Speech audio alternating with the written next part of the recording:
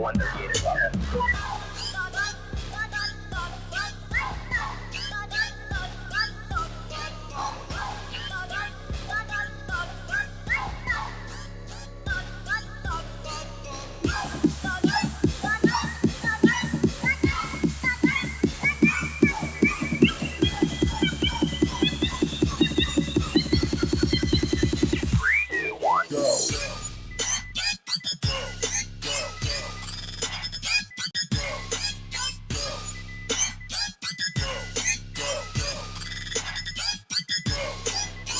Hello, everybody, and welcome to the Para OR Normal Guyz. I think I'm live. Hello, Yergs Radio, Right Talk Radio, Rainbow Radio, and Dare Talk Radio. We are live in Australia. We are live in Tampa, and I'm thinking we're live here. I don't really know. So we're just going to hang out for a few minutes and see what happens. I got an email that said I'm live. And I appear to be going out on mix. Let's see if one of my cohorts is back here. Yeah, well, there's trouble. Oh, wrong button. Are you there? Can you hear me? I am here. Of course I am. Well, Chris says he can confirm that we are live and he can hear us. So that's good news. We're live on. Oh, my God. I hate gremlins. It just went nuts. I don't know. Pamela Hicks says hello, Harley. So she sees us. Hi, Pam. Yeah, she's from the asylum. Hi, Pam. Come over and find the Sport Cat shows and subscribe here too, please. I could use another sub or two, especially since everything's going batshit crazy tonight. Well, my whole day has been like that. I had a Final Destination near close death call today. Just tell us about it, Harley, because right now I'm ready to punch a kitten. No, I was walking home and this guy's tire completely broke off his van. Like there was the piece that holds the whole tire, the rim, everything together broke off. And the tire went flying and went right past me and almost hit me and then bounced on the ground several feet behind me. So when you say right past you, what's right past you? Like we're talking 5 feet, 5 inches, 5 like yards? A couple, like a foot right next to me. A foot? Wow. Yeah, it was pretty close. Wow. It was to the point this guy that was on the street pulls up right by the curb and he starts yelling, "Are you okay? Do we need to call an ambulance?" I was like, it didn't touch me, but yeah, I'm fine. It just went right by me. Scary, but yeah. Crazy. Well, I'm glad that you're okay. And that we didn't have to put a black ribbon over. Exactly. That's a piss your pants moment. It is a piss your pants moment. I agree, Pam. You are correct. Like all you see is the guy pulling up to the side of the road because the whole side of his van does this number and drops straight to the ground and you hear the metal scraping.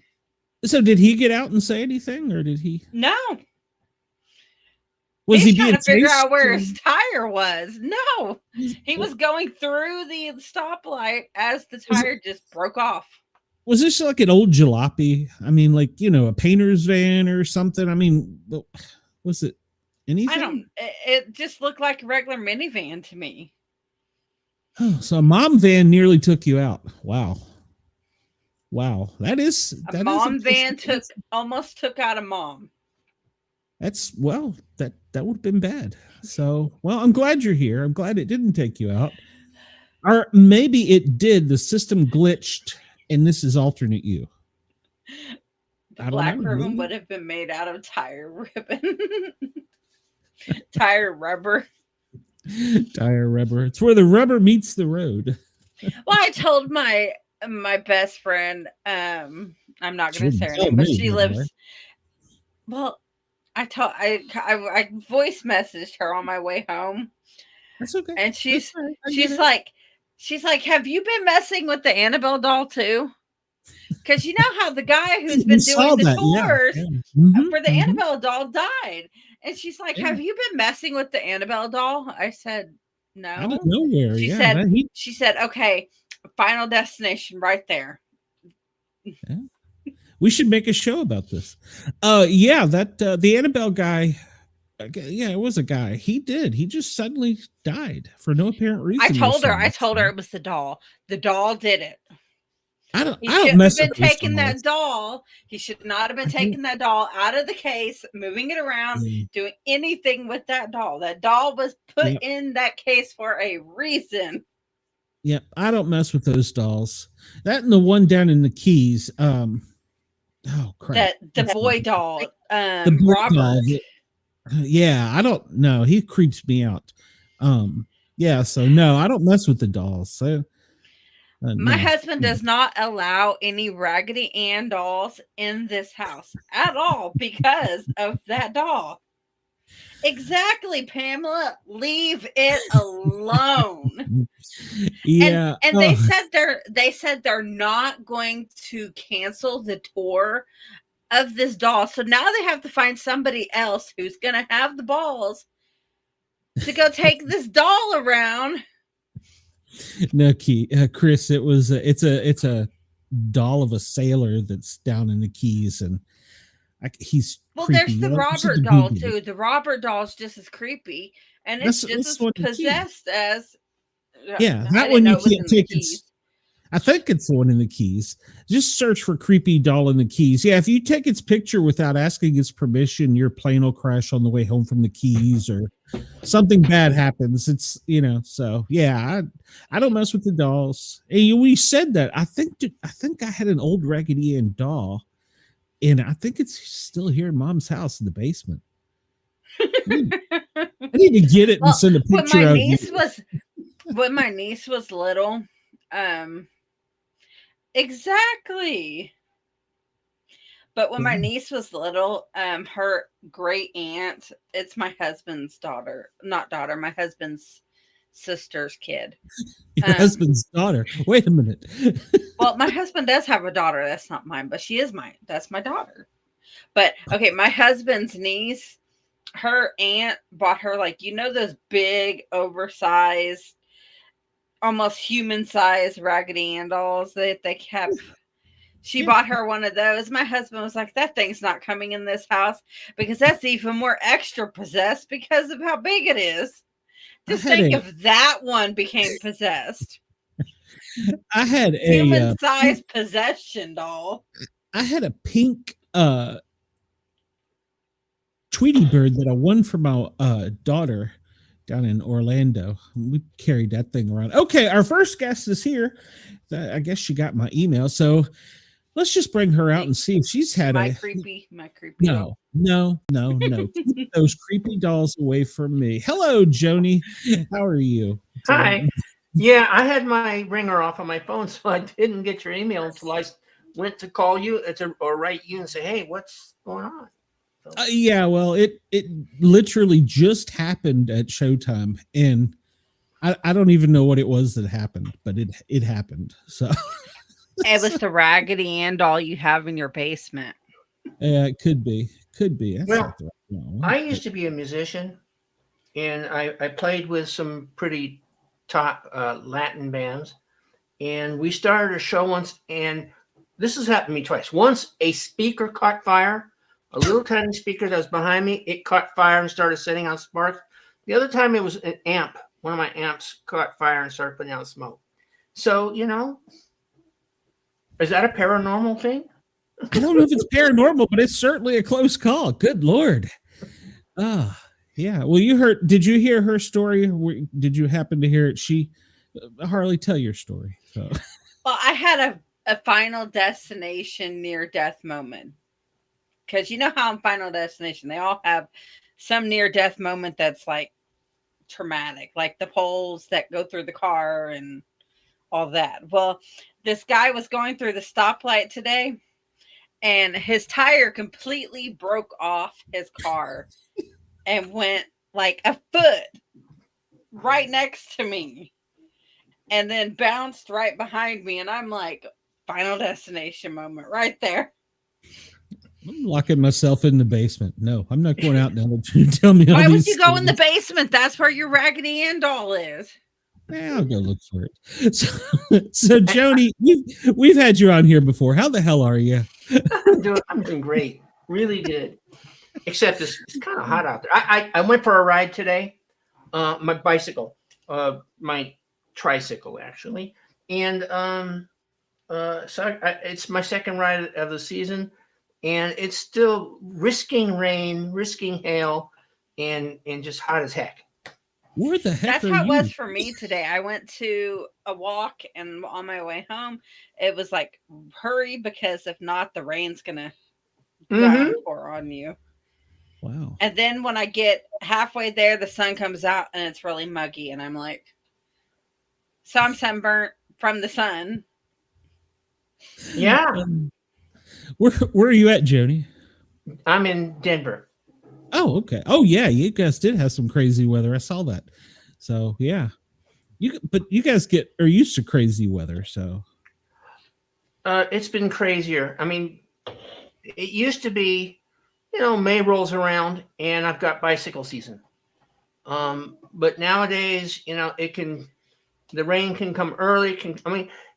For instance, last week on, I think it was Thursday, I checked the mail, I checked the weather, and it says, oh yeah, 3% chance of rain, 9% chance of rain, 3% chance of rain, 15% chance of rain, and then in the evening starts to go up, 49%.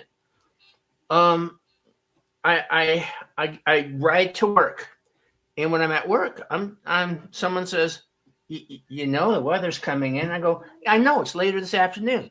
I went and rechecked it, and it said, no, in another 2 hours, it was going to be 49%. Then it was going to be 79%. And then we're going to go up to 89% chance of rain. So, it changes. Yeah, no kidding. Oh, looks like Joni, Sammy Yo wants to add you. You have who? Oh, I'm going to ignore him. So, Joni, you have a new book out. Tell us about it. The Calling of the Grull is the first of a 3-book series. I actually I wrote this book. It was a few years ago, what I did, I didn't write it as a book. I wrote a chapter and released a chapter on Amazon, and every month I released a new chapter on Amazon, and that was working pretty well for me. I was gaining readers. People were waiting for the next chapter, and then halfway through will be the third book, my sales went to zero. And short time later, Amazon came out with this thing called Vella, where they let people put short stories up all the time.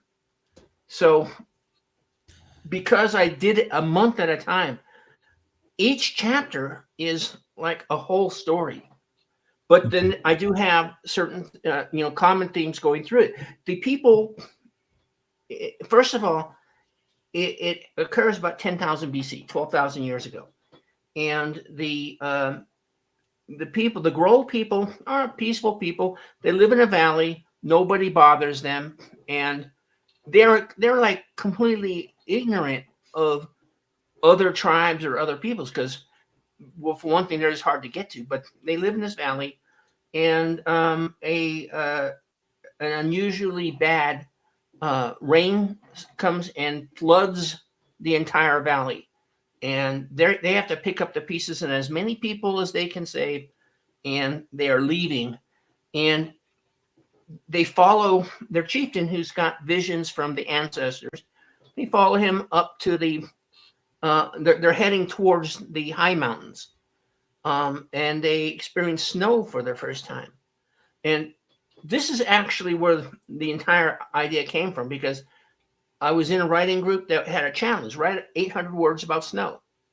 And so my 800 words was about these people coming across this white soil that when they picked it up, it was cold and it melted and turned into water. A very magical thing to them. And so that's how I started, and I expanded it. As a matter of fact, in the book, I include the original story in the end. But the first book is about man versus nature, and there's some difficult trials ahead of them. Um, there are. This is in the time of saber cats, Mhm. and they have to learn how to navigate saber cats, and it doesn't end well for everybody. But it's and it's a lot of action and climbing, but there's also a lot of their religious beliefs in spirits and in um, when somebody dies, you have an opportunity to speak with them before they're gone, and so there's a lot of tragedy that occurs on the road for them. But that's powerful too, that they get the chance to speak to them before they die. Actually, it's after they die Oh, and after before they leave. Okay, that's powerful though. I mean, and that would Interesting, challenge, though. and that would challenge their beliefs for that time period.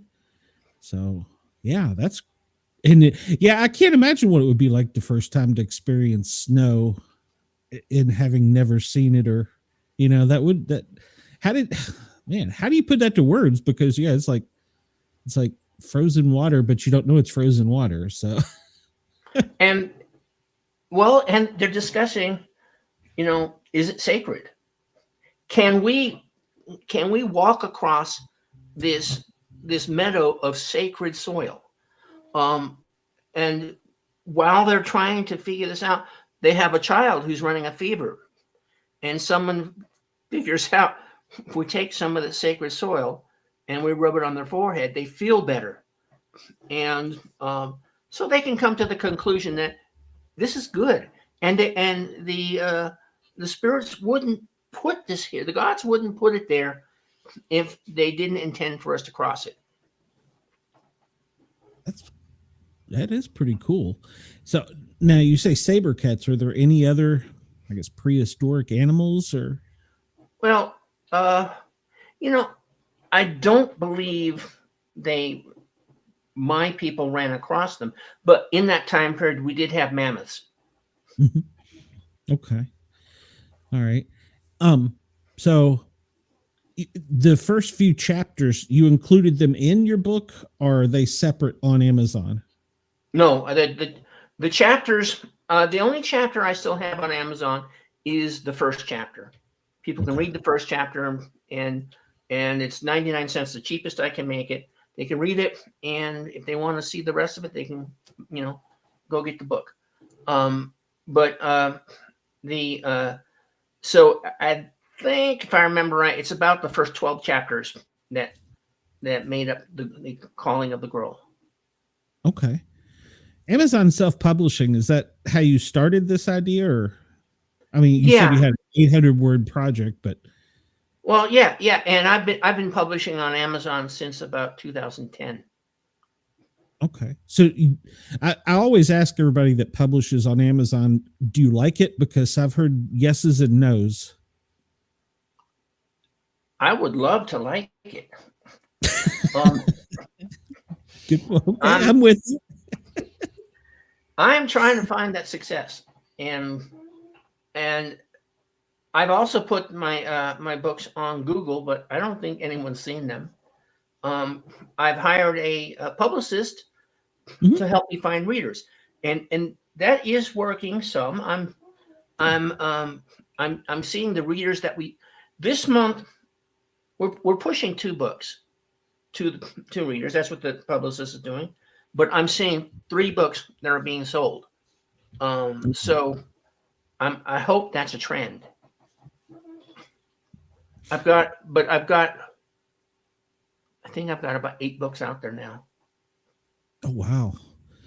Well, I remember from before when you were on, you're so multifaceted. You've been in acting, you've been in music, you've been in some form of entertainment your whole life. So yeah, well, and so was my father. My father, he sang Glee Club with the Elks Club, and when he was singing, I used to go up and sing with him, and I had this innate ability to just harmonize with what he was doing. I couldn't explain it. I could just do it. Same with playing the piano. At 2 years old, I started playing piano. Did you have formal lessons? I started formal lessons, I think I was in the 8th grade.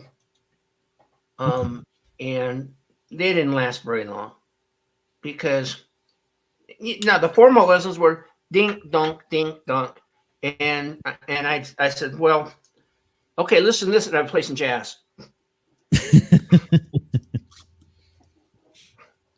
And I'm imagining the music instructor wasn't too fond of that. No, she wanted me to buckle under and do that. Yeah, I think they were called the Hannon scales or something like that. Yeah, I think you're right. Yeah. Similar story for me. I started taking violin lessons in 7th grade, 6th grade. And that was the same time that Charlie Daniels became so popular. And so I'm at home practicing Charlie Daniels instead of the stuff they want me to. And I got kicked out of music class.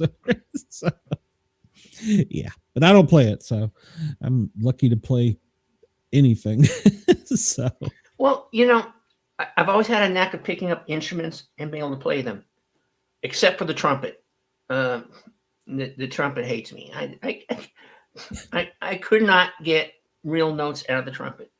And it's been decades since I've tried playing a flute, but I could probably get 5 or 6 notes out of a flute. The one instrument I've always wanted to try and never have is either the violin, the viola, or the cello. I did the bass in and like all the way up through high school, like the big bass. The upright. I'm 5 feet tall. Yeah, I'm 5 feet tall, so I was shorter then. So that was fun watching me carry this big ass bass around. Did you use a step stool? Yes, I did. So you had to carry a step stool with you, didn't you? Yes. When we were young, we used to do such silly things. But none of my kids took up to music. None of them did, which really kind of bugged me. I wish they had. So, see you, Wendell. None of mine have. They're all obsessed with video games. I told them they need to get good at that and make money so they can support me if that's what they're obsessed with. Can you make money in video games? I mean, there's actual people who go to competition and make thousands and thousands of dollars playing video games. Who knew? All right. Oh, okay. Thank you, Salty Dog. Salty Dog, I need to talk to you off the air, Salty. I got a bone to pick with you. So the other bone with a dog. Well, no, it's one of our regular viewers. He has quite the vocabulary and imagination. So he harasses our guests and my co-hosts. But I'm glad I have to chat off. It don't bother me, like, because one of my co-hosts, since Glenn's on my co-host, and I have another one who's quite, how do I put it? Obnoxious. Well, obnoxious, and I should qualify. I like Jeremy. He's got a very. He's very vulgar. Yeah, he's vocal and vulgar, and I've worked with him for almost 2 years now, so nothing guests say can faze me. Well, that's good. Because I've heard some. Well, the problem, and this is taken away from Joni's time, but the problem that Salty did is one of my co-host husbands heard it, and she's no longer allowed to co-host. Watch the show. So, yeah, Joker is unique. So, yeah, Jeremy's a nice guy. I wasn't mad at him. So, Joni, your other 2 books, are they in the series of this one, or is it a different one altogether? There, I haven't gotten the second one was scheduled to be put to be re-released. There's another book in front of it that's kind of got it's been delayed. It was supposed to be released on the 4th. And I want to get that one out, and then I'm going to release the second book to the Grull. And the second book, now the first book is Man versus Nature. The second book is Man versus Man. They at the end of the, well, no, maybe I won't tell you the cliffhanger. But they run into other tribes, and it's not all pretty. The third book is partially written. I think I've got maybe 8 chapters written, which means it's close to finished. And that's about the time when the sales went to 0, and I said, okay, I'm going to shelve that and work on something else. But I do plan the book I'm working on right now. I'm going to finish and send it off to my editor before the end of the month. And then when I get her feedback, I might do a little bit more on it, but it'll be coming out this year. And after I finish that, I'm going to go finish the third book to this series. Okay. And then I'm going to go do the 5th book to my Magic series. Yeah, I forgot you had the Magic series out too. So I don't know how you find time to do this. So how do you keep your creative edge as far as, because you're going between books. How do you keep your edge? Do you keep like a log or diary, or is it by the seat of your pants? No, I don't need to do it. The characters do. I just listen to them, and they guide me to the end of the book. Okay. Well, you're not the first author to say that. So yeah. Okay. Oh, good. I'm not the only crazy. No, I've had several authors say that, and I've had several comic book artists say that.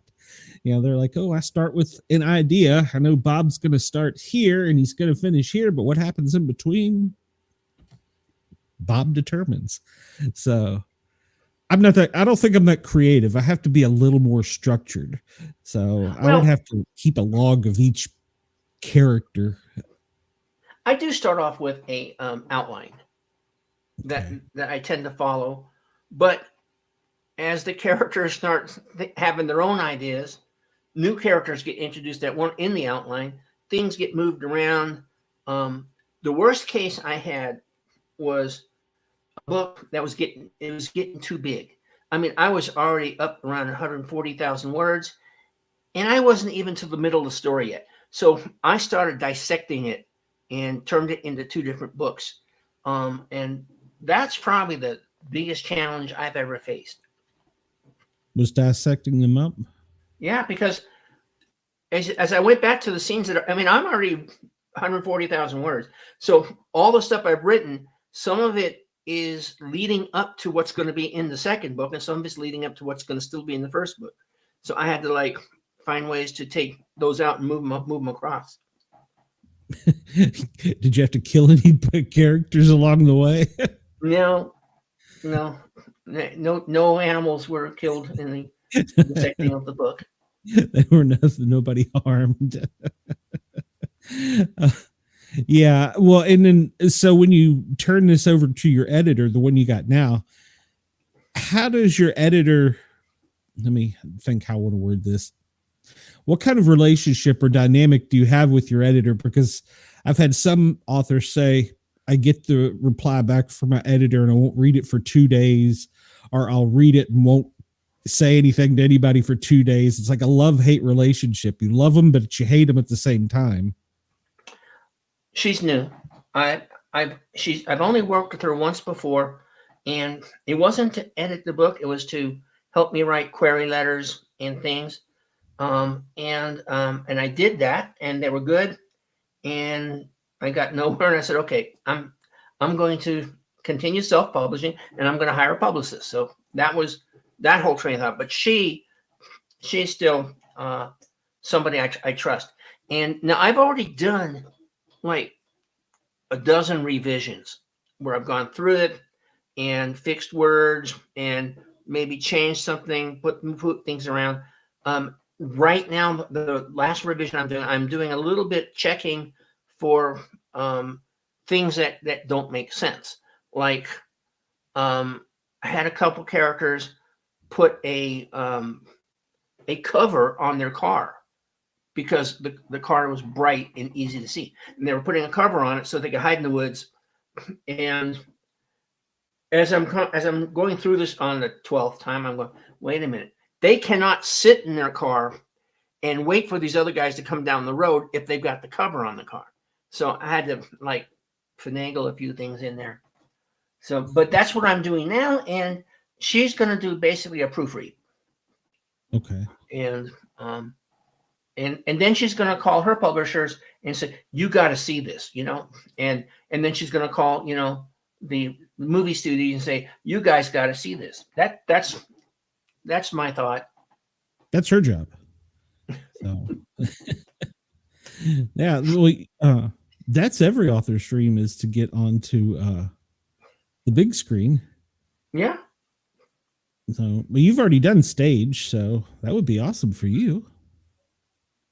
Actually, my first stage was, let me think back, 1977, I believe. And I took the original script for War of the Worlds by Orson Welles, and I shrunk it down to 12 minutes. And yeah, it went quick. But we performed it on stage as a radio show, and I was playing the organ, the music and stuff, and it was a blast. I'm sure, but good Lord, how did you condense that down to 12 minutes? I shortened a lot of reporters' speech. Oh, that's great. Yeah. Well, that's the talent. Yeah. So, well, when you said that, as soon as you said that, that did remind me that was theater of the mind, because it was audio. So yeah. Oh, and we didn't have any commercials. No, actually, that's not true. I think we did have one commercial. In the 12 minutes. Well, I guess give you a breather.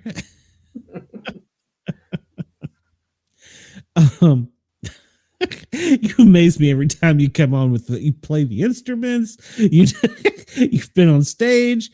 So have you done radio? I've been on the radio. I've been, as part of my musical career, we have been interviewed. And on one part, oh gosh, there was one radio jock who liked to get a little outlandish and got himself in trouble sometimes.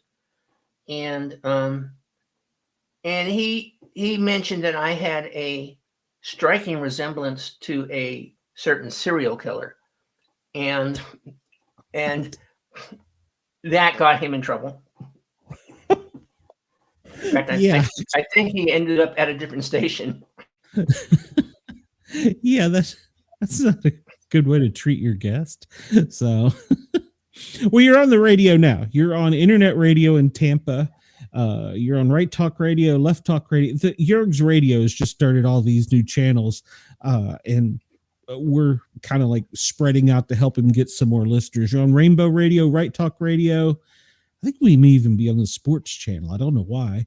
And we're also, our newest one, we are on Radio X in Australia, Dare Radio. So right now, it's about 10 o'clock at night. No, 10 o'clock in the morning there. And they're listening to us in Australia, which I don't know why they want to listen to me, but hey, I'm glad they do. So, well, hi, everybody. Yeah, you got a big audience tonight. Yeah, this is actually our first show. And when everything went bonkers, I was like, it figures our first show on, go on Radio X in Australia, and boom, it screws up. So, but we worked through it. We got you. So, well, Harley, you haven't said a word. I've been talking too much. I feel like I'm cutting you off when I say something. No, you're not. I just reading the chat. Oh, I pay Salty's over there. I see him, but I love him, but I can't highlight his comments. uh, so what do you have? What's next for you? Well, like I said, I'm finishing up the third book to a series I call the Virus series, and it's about it's a techno intrigue with spies and and you know things going on and and and computer code and artificial intelligences, and so I'm finishing up the third book. Probably isn't going to make me a lot of friends with certain people, but I think it's going to be a great read. And when I get the feedback from my editor, she goes, no, you went too far. But sometimes that's the best type of book that does go too far, because it seems to get a lot, like, I've noticed a lot of the books that I read are, some people would say, too far over that line, but those are the books that I seek out, are the books that go too far. Are you talking spicy? Yeah. Yeah, I thought so. That shocks me. So, is It your shouldn't shock spicy or you. Joni? Is yours spicy, or are you trying to do something? Not too spicy, but I am introducing some elements of politics, and I'm not using any names from current. But I started writing this a while back, and the current politics has grown to match what I've been writing for the last 8 months. Who could have imagined this?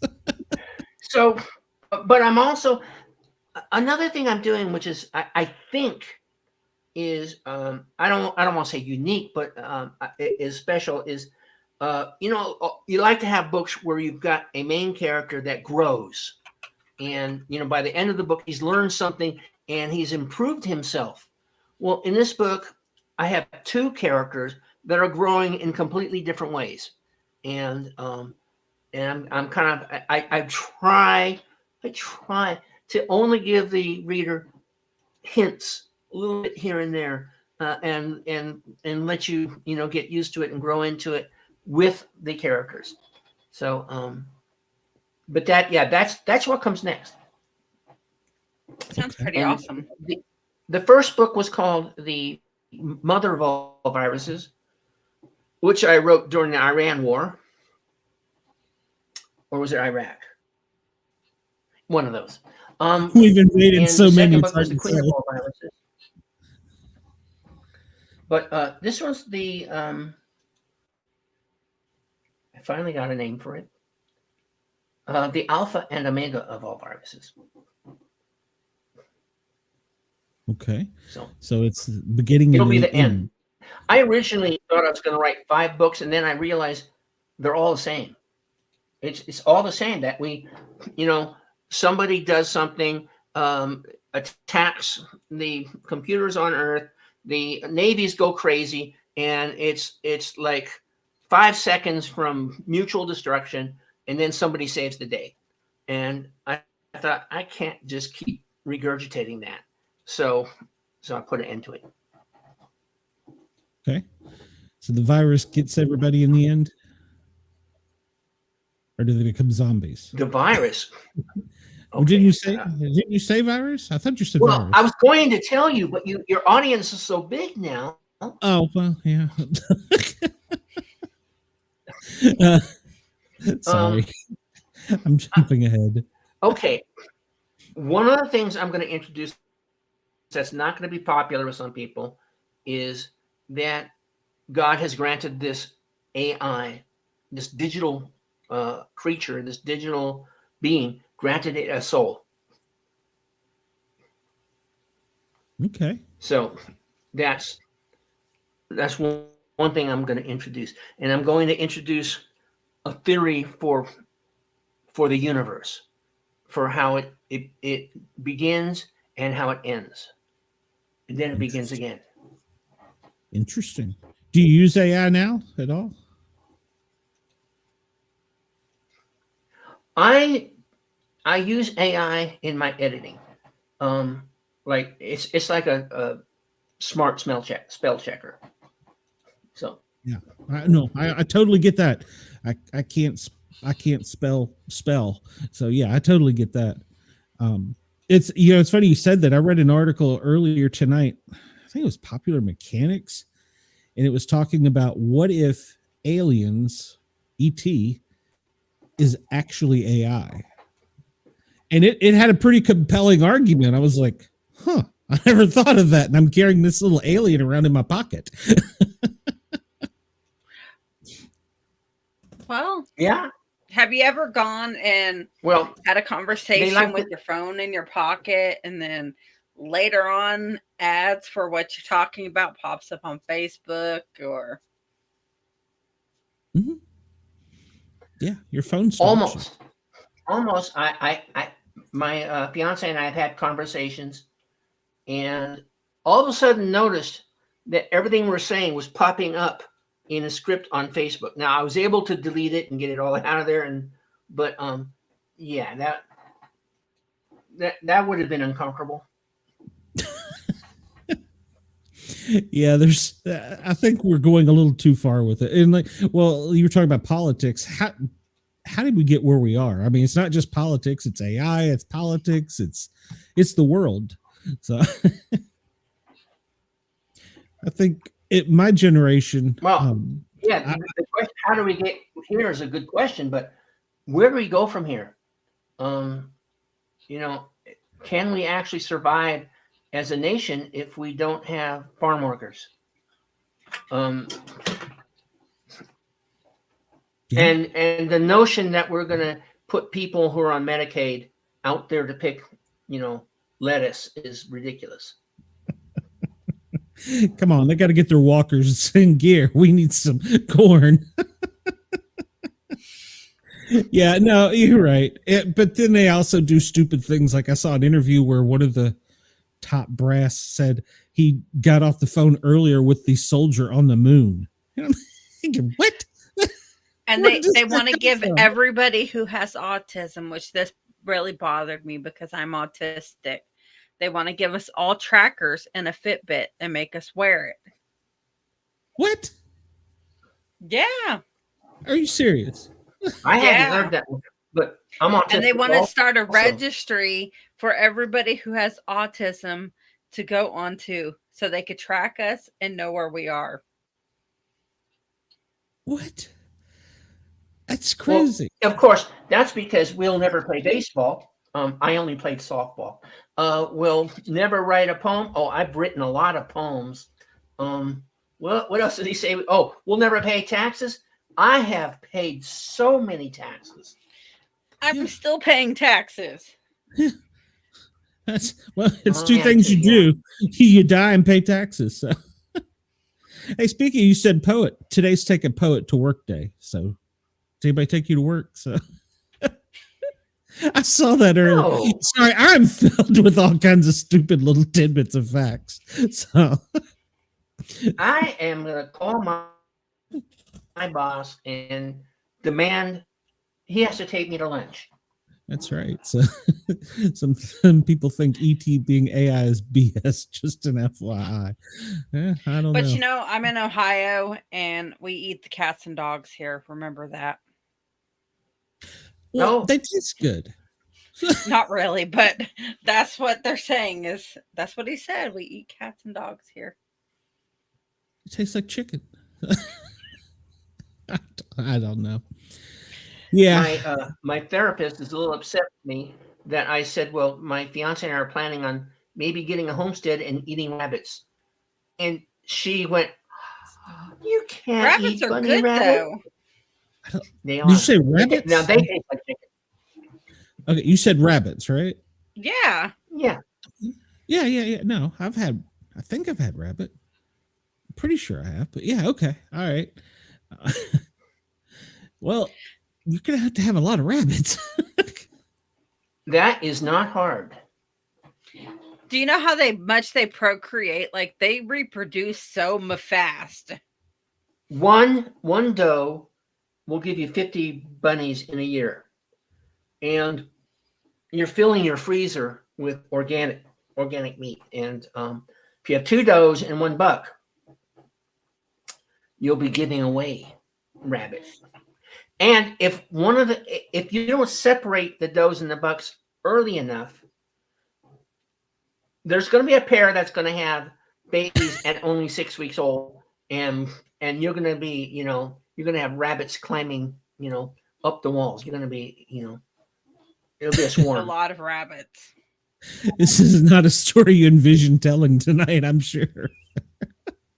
No, the homestead thing sounds completely awesome. I would completely live on a homestead, grow my own fruits and vegetables, and yeah. Mm-hmm. Well, my fiance is already a beekeeper, so. But it's so much work. That's what my wife wants to do when she retires. And I'm like, wait a minute. So you're telling me we're going to leave the city? We live in Atlanta, and we're going to leave the city. We're going to buy this farm, and we're going to have crops and trees and farm animals. And she's like, yeah. And I'm like, who's going to be taking care of all this? I told my husband that when my kids get 18 and they get on their own, we're going to sell our house and buy a farm. And I'm going to have many horses and sheep and goats. And yeah. I want some of those mini horse and then the cows. Don't think so, Did. You only need to get an acre. Yeah, exactly. 1 acre. Get those cows and basically you're growing a victory farm. Well, they're called goats.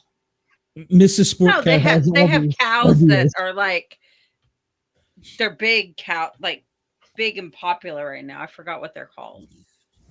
Wait a minute, there's midget cows? No. Yeah, there's midget cows, but they have like fur on them. Like they have longer hair. I'm going to be Googling, can you eat midget cow? And I'm going to get you don't eat them. All right. Yeah, Joni, I am not going to get a cow that I have to milk, because you have to milk them every day. And, I did that as a child. Like 6 or 7 gallons of milk, and I can't drink milk like that. No. Well, my uncle was a veterinarian, and I would spend summers with him growing up, and I did the chickens, the cows, all that. Yeah, no. That's why I told Mrs. Sportcat, I said, condo in a beach. We only take care of what's inside the condo. Everything else is done for us. We're still discussing this, but we have a few years to go before we have to worry about it. So, my fiance and I were both already past retirement age. I'm just waiting to, I think I told you before that the system that I work on in IT, we're just waiting for them to finally build the replacement so we can, sunset it and say, you've been good, but dust to dust or something to the computer. There's a robot somewhere that'll take it over for you. So Joni, I have a long way for retirement. I hate to, because we got in here late. It's already 10 o'clock and Doug's backstage, so I need to get to him. Tell everybody where they can find your stuff, and if they want to find you, if they want to get in touch with you, where they can find you, and hopefully you'll come back and see us again when you get your next book. Yeah. I have a website. It's www.jordanatlargebooks.com. That's www.jordanatlargebooks.com. But it's also very easy to find me on Amazon. Just go to Amazon and look for Jonni Jordyn. Johnny with an I, Jordan with a Y. All right. Very good. Well, you get back to working on your books. Check out my reviews, because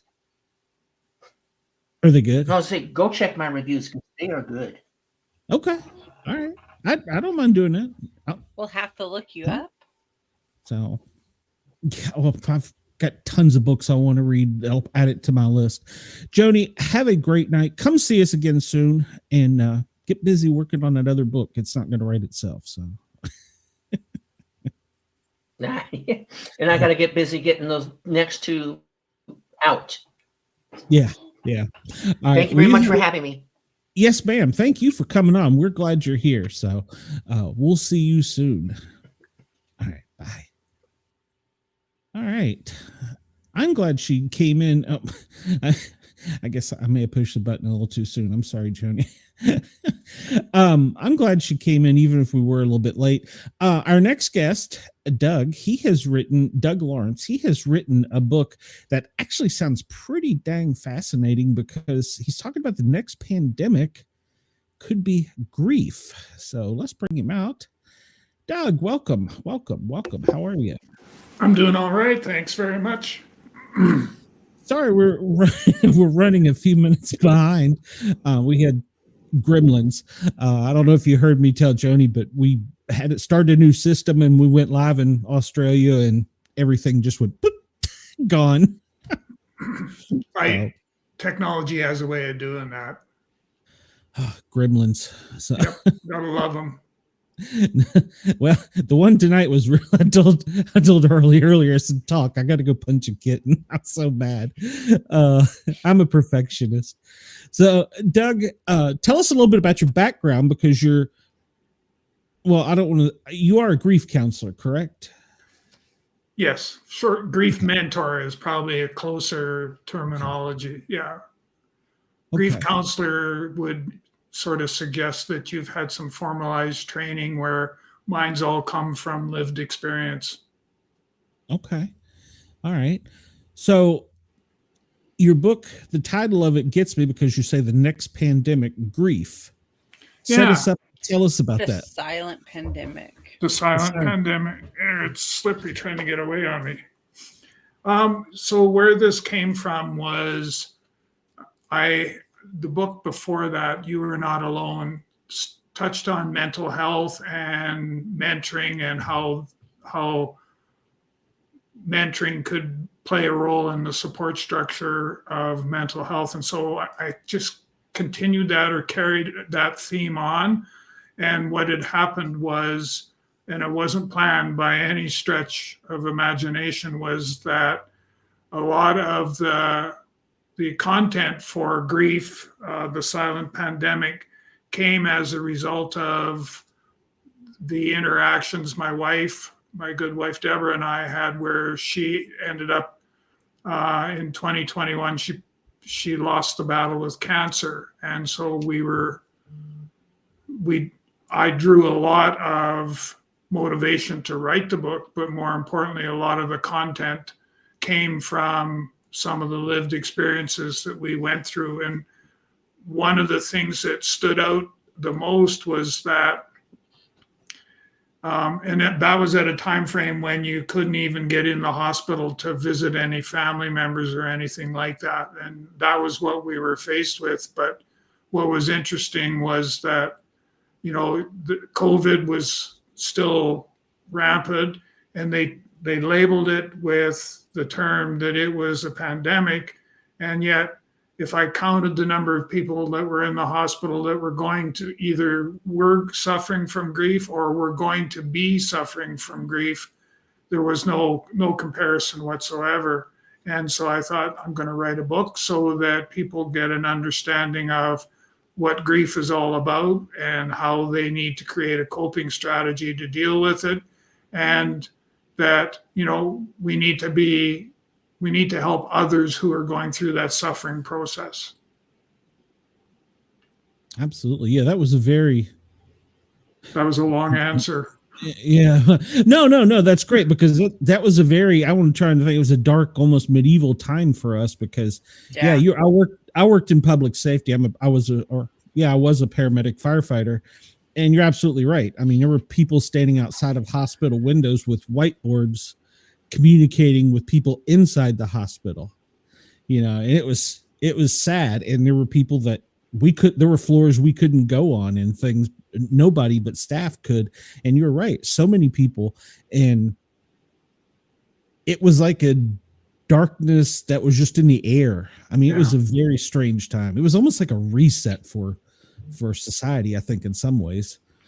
People got depression and never actually healed from it. And no, you're right. See, and that's why one of the things we talk about when we talk about dealing with your grief and stuff like that. If you don't process that and take care of it and get it out of here, it's going to just magnify itself that much further than for the next time that you lose a loved one or something like that. It compounds itself, and we need to, as I say to people, are you dealing with grief? Yes. Have you reached out and asked for help? No. Well, then why not? And do you realize that these things are going to happen or could happen to you if you don't take the time and go through it and process the loss, whatever type of loss it is, but whatever's causing you grief and is hampering your healing journey, you need to deal with it, and so that you can, start moving a little further down that pathway. No, you're right. And us in the medical field or public safety, we kind of just had to suck it up and keep going. So we didn't get to process a lot of it. Salty Dog says the last 2 generations have been pampered from birth. The result has become that anyone under age 30 these days are simply unequipped to handle not only grief, but any minor discomfort. There's a lot of truth there. I don't exactly agree with that. My daughter's 21 and she is in college, working full time, has her own apartment, handles grief very well, and has never been pampered from anything, and handles everything. Yeah. It's all how your child is raised. There's that. And like he says, also how you process things.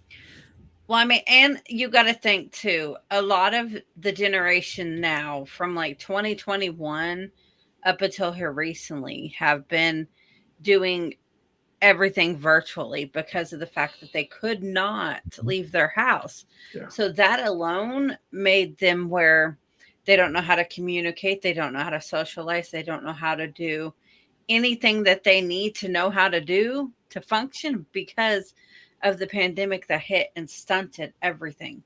Because there was several years that high school graduates couldn't have a graduation. Mm-hmm.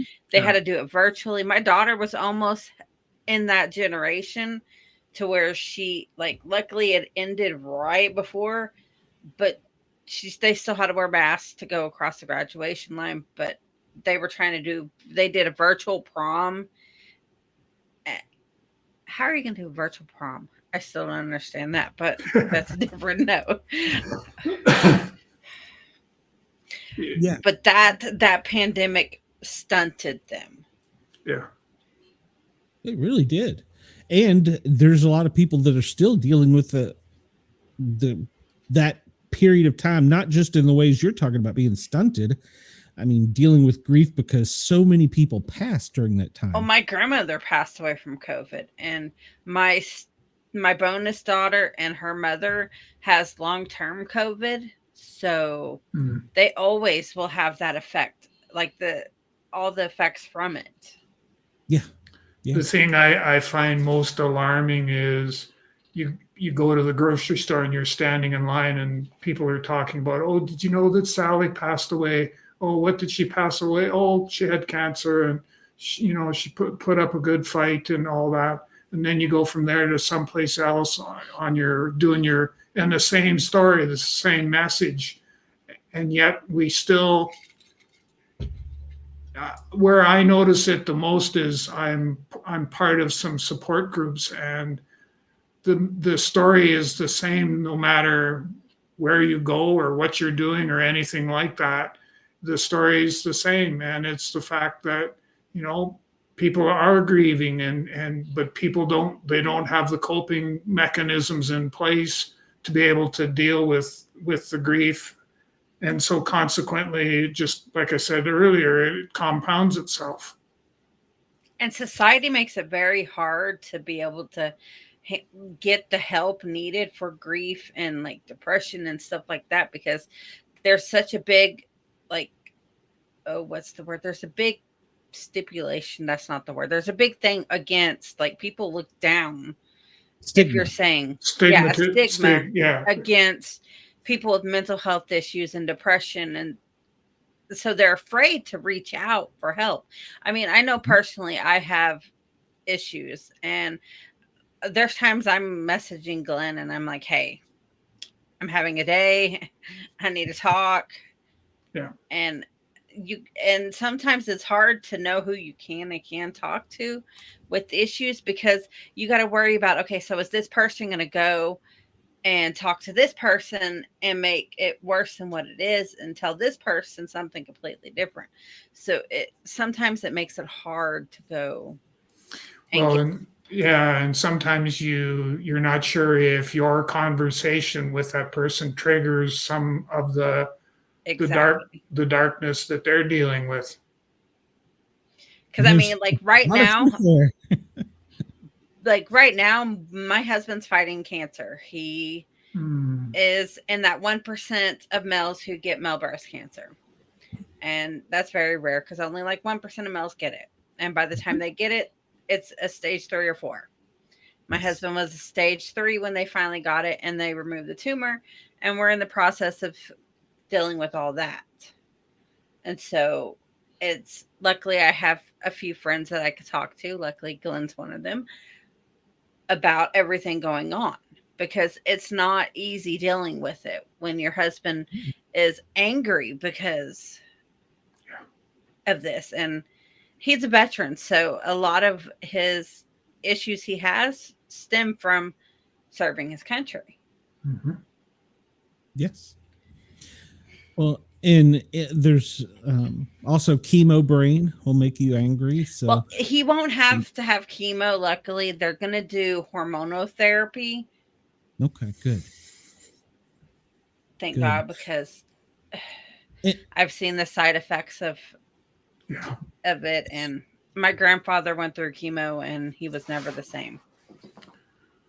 Deborah lasted 3 days. She went for chemo, and they as I said, they sandblasted her with this miracle drug that was going to fix everything, and all it did was it shortened her lifespan by 3 days.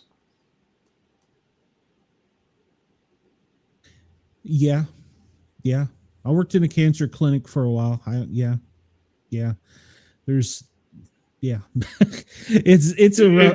couldn't stay in the I couldn't stay working in a cancer clinic. I had to go back out in the field and deal with that trauma. It was, well, I mean, as a paramedic, I see you for 30 minutes, maybe an hour, and then I move on to the next one. I've got your stuff on me, but it's only a small portion. I mean, it builds up and you get so many. But when I was working in the cancer clinic, sometimes you would know a patient from anywhere from weeks to months. And you start, you're giving them, because I was one of the ones that would get chemo, you start to say, oh, hey, how's your uncle? How's your son? And you develop a relationship, which is a form of medicine I was never used to. So it really bothered me. But yeah. Salty says, imagine if Americans shut down with grief before, say, penicillin was invented, how many mothers watched their children died from infection. It is my fervent, is that the right word? That grief is now mostly self-indulgence. No, I don't think so. Yeah, I struggle with that. Well, I mean, there are people that waller, and that's a Southern term, that, get down in it and they don't want to get out of it. But sometimes they can't get out of it. Mm-hmm. Oh, no, you're right. And then there's, in the mental health field, I don't know if you've ever experienced this, Doug, but there's other people, we called it, in my experience, crabbing, where you see somebody about to get better and get out of it, and a relative or a family member or neighbor just pulls them right back down into it. And we called it, in EMS, we called it crabbing, because you're like, man, you were doing so well. You had been, drug free for X and da-da-da. And then boom, so. It's interesting too, because especially the EMS part, because I think it was in the book You Are Not Alone, I had a bit of an excerpt in there where I had interviewed someone who was working as EMS. And the one thing that she had said that sort of stuck with me, and even to this day, was all she wanted was somebody at the end of the shift to sit down with them and help them decompress, help them go, to be able to say, this is how I'm feeling as a result of my 12-hour shift today, and I'm having a tough time. I'm drifting to the dark side, and I need somebody to pull me back. And she said that was every day. That was just common. Mm-hmm. Yeah. And they gave us pizza. I mean, honestly, that's what they did. They give us pizza. It's a joke in EMS now. So, here, sorry for your grief. Here's a pizza. Yeah. No, and because a lot of people didn't want to look at either PTSD or grief as a medical problem. They wanted to look at it as something you could just brush off and walk on. There are people that can do that. They're not an anomaly, but there are people that can do that. But there's a lot of people who see, whether it's you see a car wreck or whether you have a family member pass, and it gets. I have an example of that, Glenn. Yeah, so I lived in Oklahoma, in Norman, Oklahoma, dead center of Tornado Alley. My husband was a first responder for the May 3rd tornado in Oklahoma that destroyed all the more that was really, really bad in like 1999. Things he saw from that gave him a PTSD to the point every storm season, it was bad. To the point we had to move to Ohio because he could not function from April or however long storm season was with living there. Yeah. Oh, people don't realize what your triggers are. I mean, like, for instance, I was taken out of my EMS career by dog attack. Not the way I planned on going out, but you don't always get to pick your battles. Yeah. And I think it was the first year off, football season started, and Monday Night Football, if you remember, if either of you are football fans, player got hit really hard on the chest, young kid, and he went into cardiac arrest on the field. And that set me off. Yeah. And it was spiraling down. I mean, luckily, my insurance company, not the city or workers' comp or anybody else, but it was my insurance company that threw lifelines out there to therapy. But, you don't know what it's going to be. I mean, yours is different than hers and is different than mine. And so, there's things that you don't even think about that trigger you. I was up till like 6 a.m. watching every news channel, sports news channel, trying to find out, what had happened, so, and then I couldn't. I understand that. Like, that's how my husband was for like tornado season. Every computer was on weather. Every TV was on weather. He had everything consisting to weather. And the funny part, my middle son wants to be a meteorologist and a storm chaser. That's good though. That's good. Yeah. Well, my husband was like, he's like, so when you get old enough, we're going to go storm chasing. I don't see my husband doing that, but my middle son since kindergarten has wanted to be a meteorologist and a storm chaser. He may.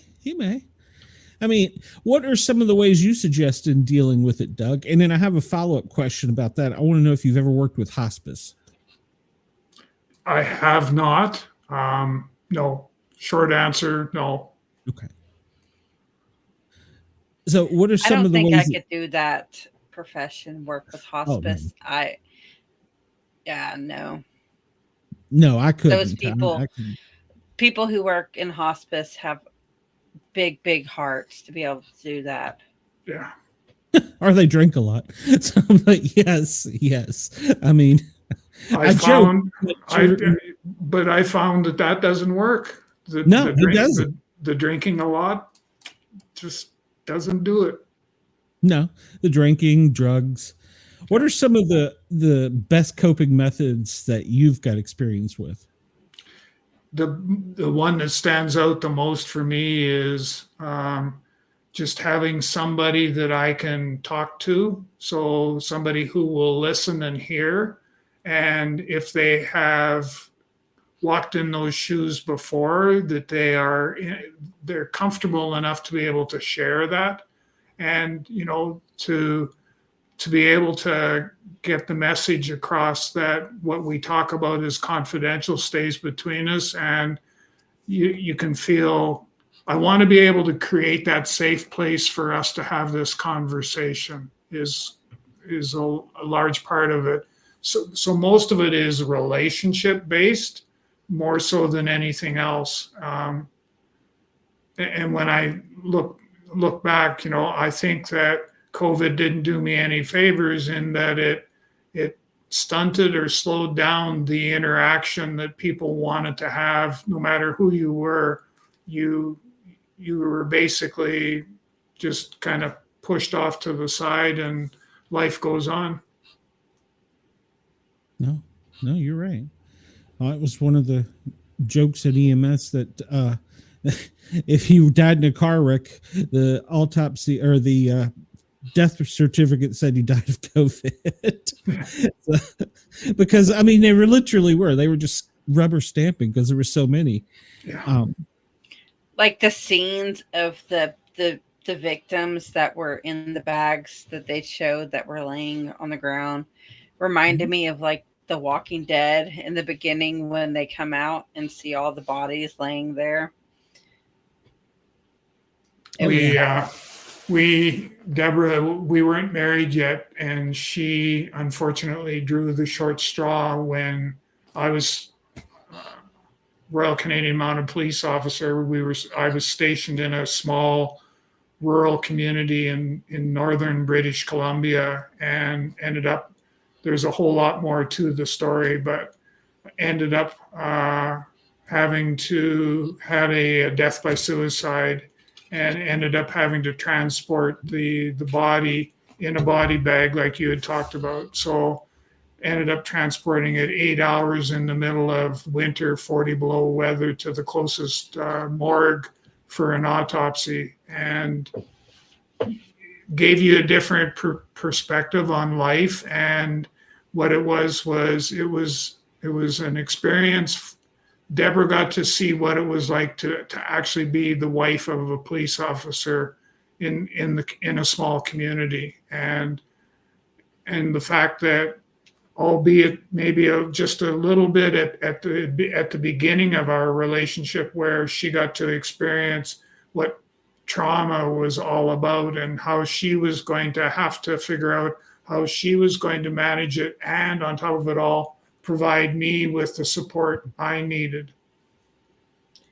Society needs to offer more support for that situation, even for like veterans and their spouses, and even their children, because like I know they offer counseling for veterans, but I don't think they realize that the spouse and the children deal with all the effects of the veteran, and then it causes them problems too. That's like police and EMS and firefighters, their spouses and children deal with the effects of what happens to that person too. On top, they need to offer, like that should be automatically offered, some form of counseling for that field work, period. Yeah, that's a good point that you've raised, because I've noticed that as well. I do mentoring with ACP, American Corporate Partners, and so we're dealing with vets that have most recently come back, but very little effort or time is put into exactly what you said, which is, what services can be offered to, the family members and to the spouse in particular. what services can be offered and how can we go about encouraging that those services are being offered in a time when, when it's needed. Mm-hmm. Oh, I know. Well, I mean, I know family there's been several times that we've gone and they don't even let me go into the for his mental health appointments. And they're like, no, it's confidential. But they don't seem to realize that people with mental health issues aren't exactly going to tell you No. everything that's going on. And it's probably better to have their spouse there who sees everything that's going on, because they're the ones that straight up tell you, nope, he's lying. That's not what's going. This is what's going. That's why we don't take them in. Yeah. Mrs. Sport Cat would go, put his ass away. So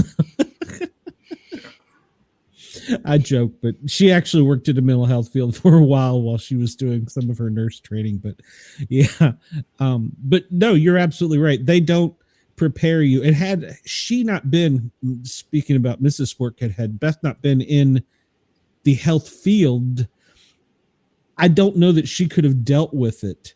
And there are still stories that I'll say something one day and she's like, I've never heard that. And I'm like, yeah, there's a reason. So, and I remember days where I would come home from work after having been up for 40 hours straight, and I would walk into kids' rooms and I would unplug their alarm clocks and they'd find Dad laying on the couch with a bottle of Jack Daniels snoozing. I remember days like that, and I'm not ashamed to admit it. Because they don't give you coping skills, and even the jocular atmosphere at the fire station or the EMS station doesn't always lend to it, because the old guys are like, oh, come on, just walk it off. You'll be okay. But really in the background, they're dealing with their own issues, but they don't want to let anyone know because of the stigma put on it. Yeah, you're right. They're supposed to be the guy, the one that can handle everything. And there's such a stigma on all of it that they're the ones that in the end, unfortunately, something horrible happens. Mm-hmm. It's a sign of weakness, and if we don't deal with that weakness, and the bottle of Jack Daniels, in my case it was a bottle of Scotch whiskey, that only lasts for so long, and then what? Like my grandfather, he is in Vietnam, and he drank himself to death because of the fact that, well, they offered him mental health, but with the stigma on it, him being a man and being a veteran, he wasn't supposed to let them know he had these issues. And so he drank himself to death. Like, he had cancer in the end. The cancer's what took him. But he drank so much that it affected his kidneys. And the doctor told him, you stop drinking, your kidneys will stop. Basically, it was you're going to die if you quit drinking alcohol now. And that affects the family. Yeah. But, well, luckily, a lot of larger departments now are doing things like in our officer training to where we are kind of trained to see little signs here and there. But if somebody's deep in it, you may not see it. No. Sadly enough, that's probably that's more of the majority than not. Because even some of the police officers here that are stationed in isolated places, they're not getting the counseling that they need. They've got no one they can turn to at the end of the shift and say, oh my God, I didn't realize if I'd have known that the job entailed this, I probably wouldn't have done it. And yet that should be part of the training. Like, it should be part of the training to be told up front, hey, this is part of the job. You're going to possibly see this and this and this, and your life's never going to be the same. Oh, the job changes you.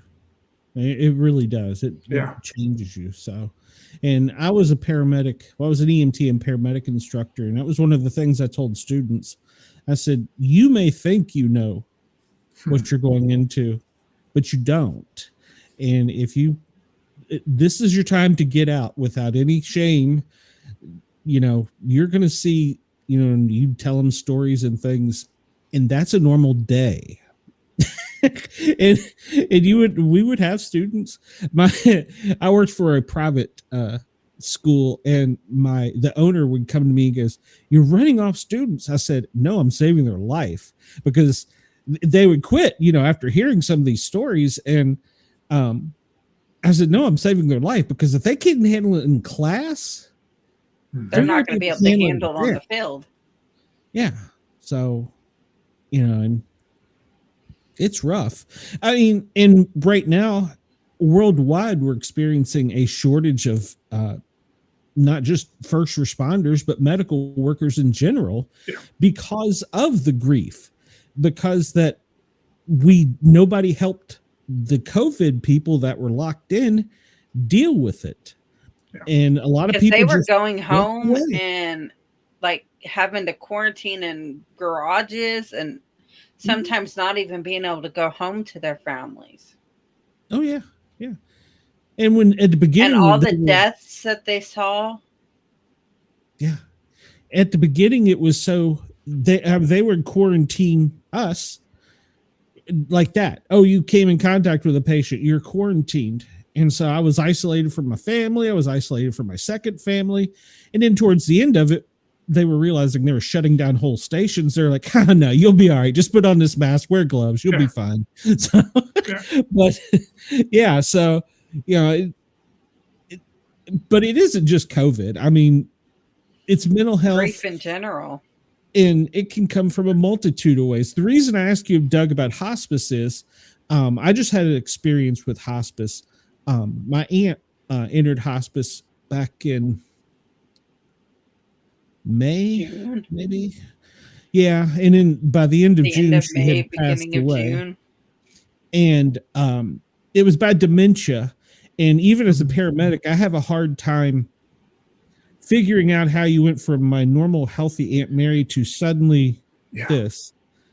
And I talked to a lot of the hospice people, and they pretty much gave me the same answer as, "Well, that's just the way it is."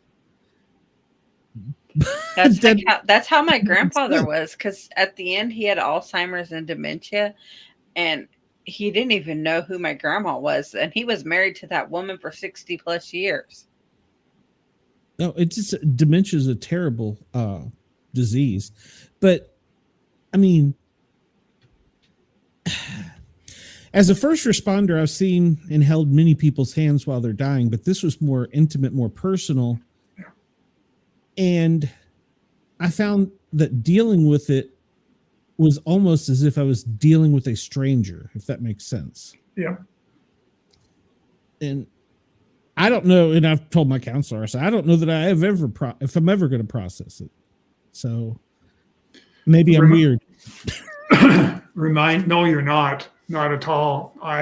It just reminds me of going, my grandma was she was in level 1. So assisted living, right at the top level 1 back then here in Saskatchewan anyhow. And I remember going to see her, and her not knowing who I was, and walking down the hallway of the care home. And who did you say you were again? Oh, I'd like to introduce my grandson to all you good people. And I'm going like, oh, if I make it to that age, just shoot me. Yes. I told my kids that. You think, well, it's in Grandma's case, I think she was 101, something like that. She was right around that. So, she'd lived a good life, and, sort of some of the cliches, she lived a good life and all that sort of thing.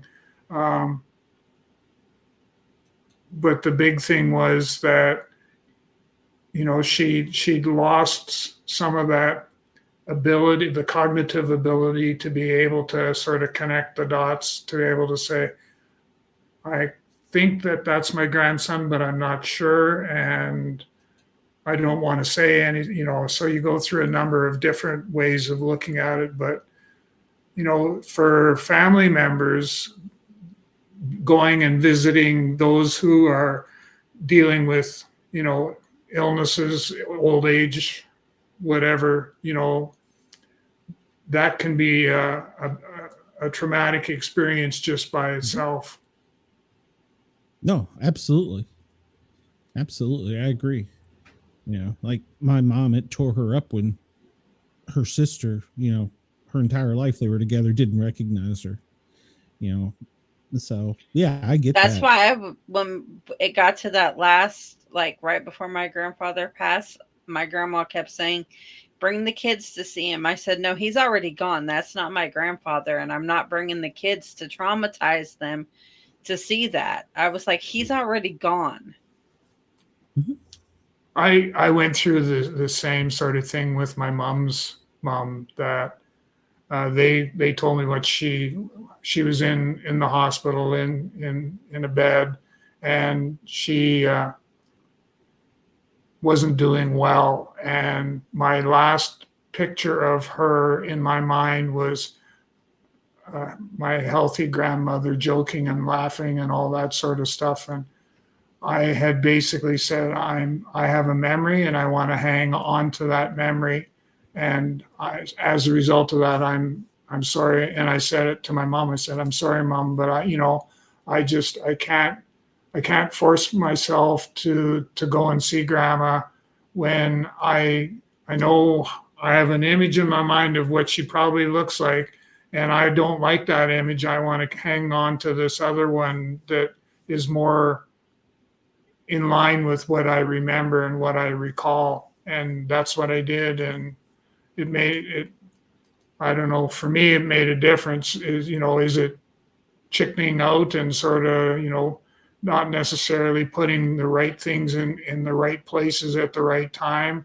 Is it all of that? Yeah, probably. But still, at the end of the day, I still have memories to this very day of, good times and things, and, 30 some odd people at Grandma's place for Christmas dinner, and, all those being kicked upstairs in her house. Oh, you kids get your ass upstairs, because the adults are drinking. Okay. So kids go upstairs, and yeah, you still have those memories while you can. Mm-hmm. And a lot of what you just said was coping skills right there. Yeah. It really is. I was not going to go and see him like that. I saw him December 30th. That was the last time I saw him. He passed February 1st, that next February. And he went downhill that fast. And I was like, no, I saw him December 30th. That's who I want to remember. Not the person laid up in the hospice bed. Yeah. So, Doug, I heard you say this was your second book. What was your first book? So I've written 3. The first book is The Gift of Mentoring. The second book is You Are Not Alone. And then the third one is this one, Grief, the Silent Pandemic. Where can your books be found? So my books, all of them actually, are available on Amazon.com. So www.amazon. I have to look them up. Yeah. I know there's probably some listeners, and I don't know, we're in Australia as well, that could use these type of things, and it's something you can enjoy in this privacy of your own home, and use some of the things you learn from the book to deal with your grief. That's interesting. I'm putting the You Are Not Alone in my Amazon shopping cart. So the You Are Not Alone is the one that it's heightening the awareness that mentoring, the actual technique of mentoring can actually be part of the support structure for mental health. So, because when I look back at my experience with post-traumatic stress, at that particular time point, had I had the exposure to a mentor, even somebody who knew how to listen and hear, and who would, talk me through different situations, the lived experience story, and all of that. That's what that book will do for you. And then this one, Grief, the Silent Pandemic, it takes you a little bit deeper into the world of grief, and it shares some personal stories that, we kind of went through. I had a chap that actually did some editing for me on this one, who had, we just made a connection and I can't remember what the reason, doesn't really matter, but we made a connection. And there is a lot of the things that happen. Like, I'll give you an example. When Deborah was first diagnosed, I in the book, I make reference to sitting on the edge of the bed and the doctor coming in and trying to make a bad situation a little more lighter. But it was at that particular time point, as I say in the book, it was at that particular time point that I realized, I recognized that I was going to lose my wife, Deborah. And, so how a lot of those things, and even editing the book and working on the book was such that it added to the trauma that I was already experiencing as a result of that. And, that's a good point to think about is grief trauma, or is it, the other way around? And if it is, then how do we deal with, how do we process it in order so that it doesn't consume who we are as individuals? No, and that peer-to-peer counseling it can be such a wonderful tool. The firehouse, we used to say, we're going to sit you down on the bumper and talk to you. Yeah. To the rookie, say, all right, we're going to sit on the front bumper and we're going to talk for a minute. And that's where the fire department, you call him the senior guy when you've been there for when all the kids are below you. You're the senior guy. But yeah, you sit them down, you have that front bumper talk. Because you can't unsee some things.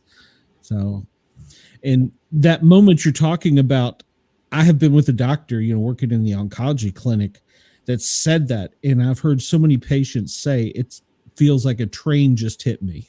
Yeah. And because they instantly, you associate the C word with the D word, and whether not everybody does, but whether or not that's the first thing that comes to mind. And of course, a lot of times if you get it in your mind, that's half of the problem right there.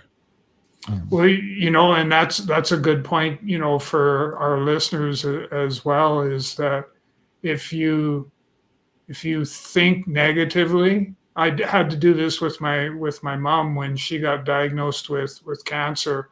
And I would phone her at the end of I was RCMP at the time, and I'm driving home to go home. And I would phone Mom every day at 4:30, 5 o'clock, whatever it was. And I would just, get her to sort of do the positive affirmations, we're going to beat this. We can't let it get the best of us. We're going to, and kept doing that. And to be truthfully honest, I think it made a difference. I think me doing that, coupled with a couple of other things, was sufficient enough to extend her time on this earth long enough that she could see her granddaughter get married. Yeah, positive affirmations, intent. Yeah, there's a lot of power with that. Well, one question, Doug, I like to ask everybody before you get out of here. I guess you saw it in the email. We wouldn't be a paranormal show if we didn't ask you if you had some kind of paranormal experiences in your life, or seen a Bigfoot or anything. So I've had a mixture. I've had interaction with the spirit world, which came as a result of, Deborah's passing. It seemed to heighten stuff. So, and then I've had, those instances where I would get up and go to the washroom, and in the one bedroom, the light came on, but there was nobody staying in the room. And so the light would be on while I'd go to the bathroom. And then when I turn around and start walking back to the bedroom, the light would go out. And I always say that's the spirit letting you know they're there, and they're watching over you. Because we used to have a TV that would do that in my daughter's room. When my grandfather passed, the TV would come on whenever she'd go in the room. I was like, that's him saying hello. Yeah. That's good, because I've been able to deal with the spirits that are coming and visiting, and sometimes it's been a little interesting how they come to visit, and why. I haven't been able to totally figure out why they're there, but they are. But the one where I had mentioned with my mom was I had gotten up and gone to washroom. My whole life centers around going to the washroom, and I can't figure out why. But anyhow, I was having this conversation with this spirit-like body, and they had come to take Mom, and I bargained, had a conversation with them, and got them to allow her the opportunity to stay and to be able to go to her granddaughter's wedding. And then, I even said, if you need to take somebody, take me, which they were determined that it was going to be her. And so she actually got from November until May or June, I think it was, of the next year before she actually passed. I think dealing with some of this grief probably thinned the veil for you. I think is probably why you were having them experiences. That, and sometimes they say the spirits are just trapped, and they're dealing with the grief they could never let go. So maybe they're coming to you for your mentorship as well. I always like to think that because we get phantom smells that we only smell whenever that person was around, or certain things would happen that only would happen when that person was there. Like, we always say that that's that person letting you know that they're watching over you, or they're proud of you. Like when my daughter graduated from high school, she got the phantom smell right after she got off that stage of that smelled like my grandfather. And I was like, that was him telling you he was there, he watched you, and he was proud of you. And so we try to take the positive for paranormal, because my husband's sensitive with paranormal. He's really sensitive. And I'm not, I am, but I'm not, if that makes sense. Like I could sense when something's there, paranormal wise. And I've seen things that I probably, that haunts me to this day, but we try to let our children know that not all paranormal is bad. Yeah. Because we don't want them to be afraid of the paranormal. Oh, that's true. It's not all bad. I mean, there's certainly bad aspects, but there's bad aspects of everything. I mean, there's bad dogs, there's bad people, there's bad everything, so you can't just. Hey, my husband has seen a vicious paranormal dog that was chasing him. Hmm. Okay. Well, that sounds like I need to follow that up. Yeah. Well, you were a Royal Canadian Mounted Police. Is that what you Yeah. said? Yes. Did you ever have any experiences out in the woods with Bigfoot? No, I didn't. I did. Darn. I was hoping. Yeah. Well, yeah, no. No, I didn't, things didn't shift until and even then I was just trying to think, but I was saying some of the traumatic events and stuff that I ended up going through, largely in part to being stationed in by myself with no support structure. I think my shift, I think there was interaction and stuff that was going on. But for me, I think what happened was after I had a couple of really horrific traumatic events take place, that sort of shifted everything. And I started to get visited more often. I started to experience different types of feelings that somebody else was there, and I couldn't figure out why. And it came to pass as time went on. I did what was the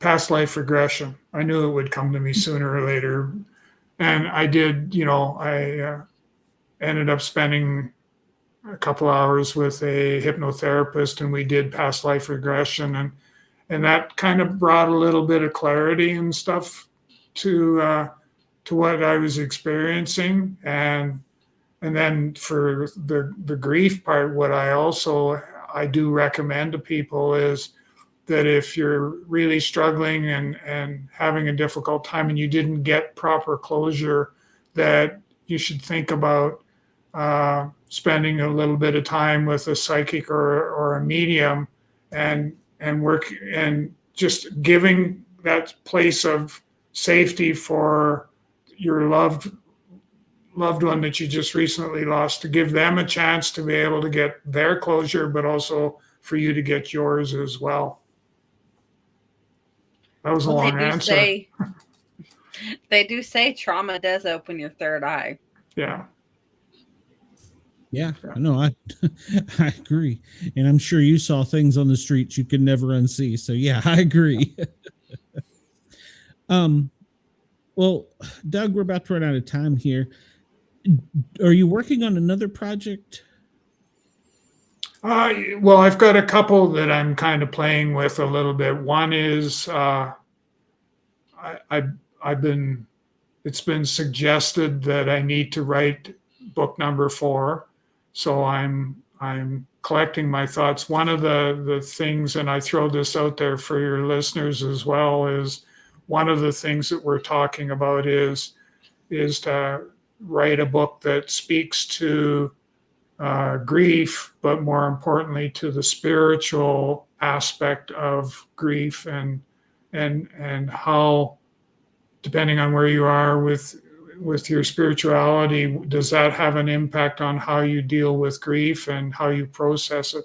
So that's kind of one idea that's floating around out there. The other thing that we're doing on the mentoring side is I have a business partner, and we are working at adding on making the International Certified Journey Mentor more complex by adding in elements of mental health and grief to the certification that we have in existence today, so that people will become more interested in pursuing the certification, but more importantly, will do some additional research on their own to kind of beef up a bit of their own criteria that they need for certification. Okay. Well, I know we have a lot of public safety people that listen and watch my show, so you might get some takers on that. And if you ever want to interview a crazy paramedic, I know a guy. So Okay. well, thank you for your time, and your book is going to help a lot of people. Yeah. And I'm really glad that you wrote this series of books, but I'm even more glad that you took the time to share with us, because like you said, a lot of people don't like to come out and say, No. I have a problem. And once we can address the issues, we can maybe not fix the issues, but at least give you coping mechanisms. Yeah. So, yeah. I have 2 of your books in my Kindle right now. Yeah. Make Well, sure they to were give on them a Kindle, review. so they're on Kindle Unlimited. So That's actually one more project is we're going to probably August timeframe start to work on a audio book. Ooh. So ooh, I have to look into that because I'm big on audiobooks. Yeah. See, I'm autistic and it's hard for me to focus on books sitting there. I can't do Yeah. an audiobook. An audiobook puts me to sleep every time. So I have to read. I don't know why. It's maybe See, books people's do voices. the same to me because I can't, like, I'll start reading and then I'll get distracted and then. Yeah, ooh, shiny. Yeah, I get it. I do that too. Yeah. All right, Doug. Well, if Okay. anybody reaches out to you, let us know, and I'll send anybody your way if okay. Thank they you. need some help. But thank you for what you do. It's really appreciated. Thank you. Yeah. Thank you. And have a good evening, or I guess it's evening up there. It's probably later there. So have a good evening. Thank you for spending time with us. Thank you for the opportunity. Yes, sir. Thank you. All right. We'll talk to you soon, I hope. Okay. Yep. Take care. Bye-bye. All right. That was really nice talking to him because I'm going to enjoy reading his books. Well, he is got some incredible stuff there.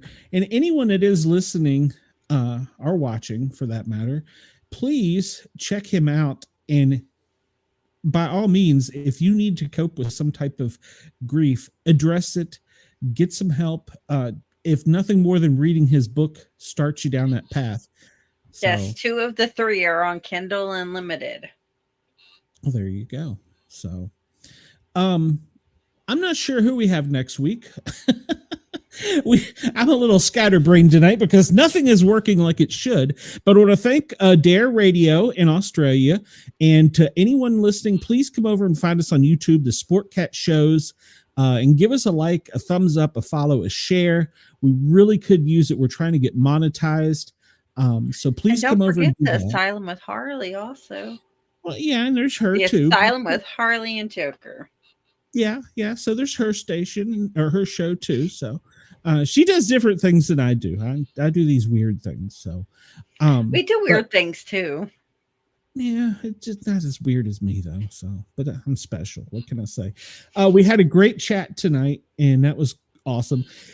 Even Salty, I love him. I couldn't show some of your comments, Salty, if you're still listening. Yeah. But they were noted. They will be filed up here as a funny topical comment. So Chris, as always, thank you for tuning in. KG, thank you for tuning in.